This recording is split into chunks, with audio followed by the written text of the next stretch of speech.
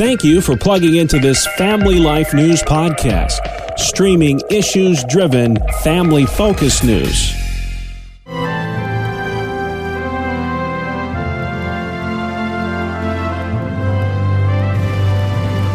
This is Faith Under Fire.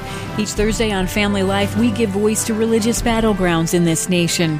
I'm your host, Tracy Lynn. Many of us face the quandary of what to do with Halloween as Christians. Today, we speak with Glenn Stanton, Director of Global Family Formation Studies at Focus on the Family. Glenn, how can Christian parents discuss the history of Halloween with their kids? Well, it's interesting because Halloween does have a deep, deep spiritual history. I mean, for the most part, it's a fun, innocent kind of thing where kids get to dress up and they go collect candy from their neighbors, and there's nothing wrong with that whatsoever.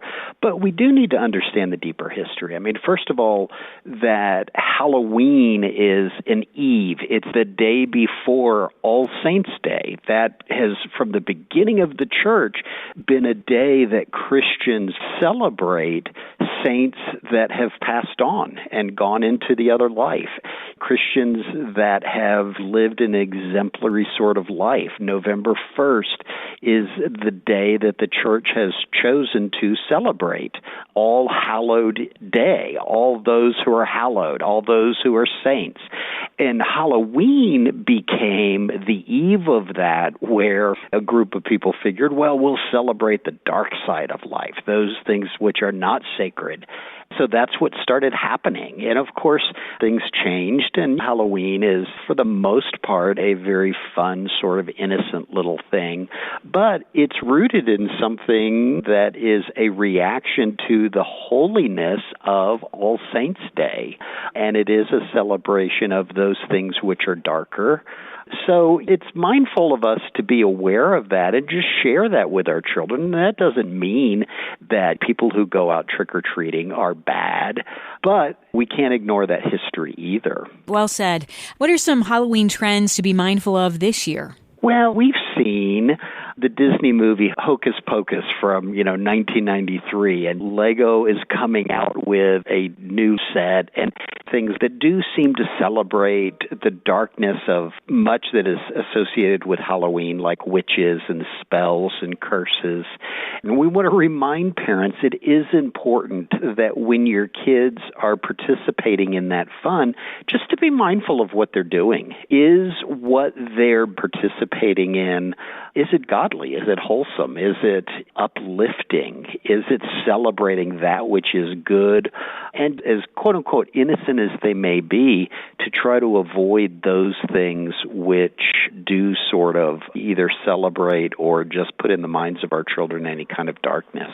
So children, and I might add some adults, like dressing in costume. Is there anything wrong with dressing up as positive role models, including biblical characters? My little boy, he'd dress up as a race car driver.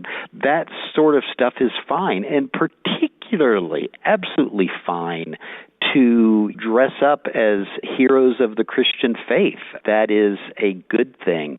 It really is the dark part, which is goblins and, those kinds of things that do represent and have a connection to the spiritual world, which may in and of themselves be innocent, and they might be, but they are linked to things that we don't really want to take our kids into. Yeah. Do you think we should just maybe avoid dressing up on the 31st of October? Maybe do it at another time, or maybe even pick November 1st? For the church to do their own things like that and to recover a connection with their old traditions is very, very good. I mean, you have Protestant churches that have Reformation Day, and they're celebrating things that are near and dear and important to their hearts. And I think that that's a very, very important alternative. I mean, it's taking those things back and celebrating what is good. And so I like your proposal there, is celebrating the saints, celebrating, Christians that are honorable and that our kids should know about. My parents did not attend church when I was a young kid, yet I remember trick-or-treating and meeting people I never would have met otherwise. They invited us in. As followers of Christ, we are called to be set apart, to walk as children of light. Do you think that means having no interaction in the community around October 31st? Or are there some options to be light in our neighborhoods during this time of the year? Oh, there's wonderful options to be light. I mean, one of the things that we do for our local families is we put out Clubhouse and Clubhouse Junior magazines, and we'll take those to our own homes and we'll pass those out to kids. It's not candy. It's something that they can read, something that's uplifting to them, and kids love that kind of stuff.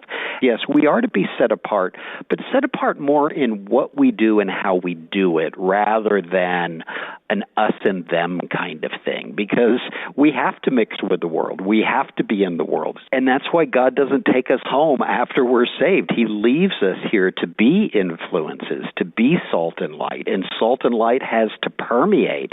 It has to go into the world to make a difference. And that's what we're called to do. Do you have any other advice, wisdom, or guidelines for parents that are listening as they face what to do this late October? We just have a wealth of resources at our website. FOTF is in focusonthefamily.org. Resources like our Adventures in Odyssey radio drama that handle the issue of Halloween, and we hope that we can be useful and helpful to you in that way.